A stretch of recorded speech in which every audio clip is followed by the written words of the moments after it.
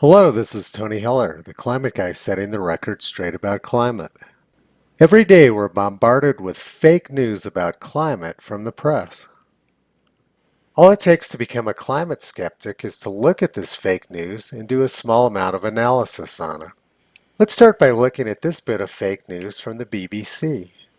They say, very strong climate change signal in record June heat. And then right down below they say Britain experienced its warmest June day since the famous heat wave of 1976. In other words, it wasn't record June heat at all.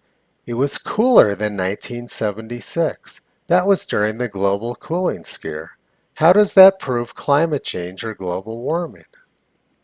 The BBC is spreading fake news about the climate, but there's nothing new about that. A few years ago, they said the Arctic would be ice-free by 2013. And they also said, you can argue that our projection of 2013 is already too conservative. Well, the Arctic isn't ice-free, and in fact, there's been no change in average Arctic sea ice extent over the past decade. This data is from the National Snow and Ice Data Center in Boulder, Colorado. The BBC is spreading fake news about climate. But of course they're not alone. The entire fake news press is doing this. Here's another heatwave article from Vanity Fair. Let's look at all the different things they're lying about. The first thing they got wrong is that they don't even know what the date is. They say it's August 2017. Well, July just started. The article reads, how extreme heat could leave swaths of the planet uninhabitable. Last year in Kuwait, the Earth's hottest temperature topped 129 degrees, a tie with Death Valley's sizzling 2013 high. The first thing Vanity Fair is lying about is claiming that 129 degrees in 2013 is Death Valley's record high. In fact, Death Valley's record high came 100 years earlier in 1913. During this week in 1913, Death Valley had 5 consecutive days 129 degrees or above.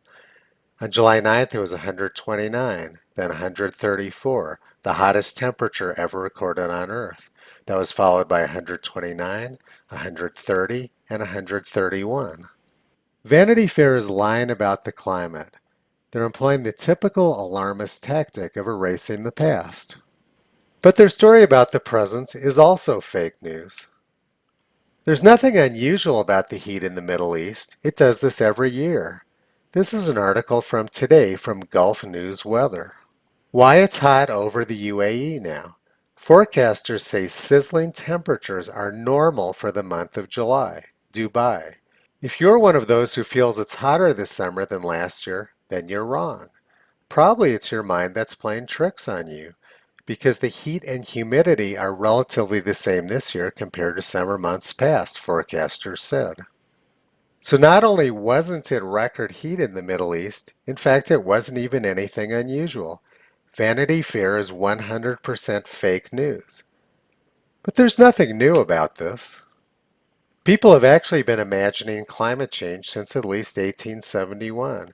Here's an article from the Brisbane Courier dated January 10, 1871. Imaginary Changes of Climate. A plentiful crop of speculation from weather prophets and projectors, and half-instructed meteorologists, and all the philosophic tribe of Laputa in general, to whom the periodical press now affords such fatal facilities.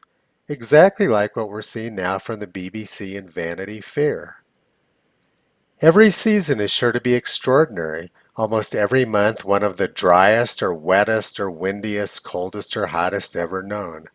Much observation, which ought to correct a tendency to exaggerate, seems in some minds to have rather a tendency to increase it.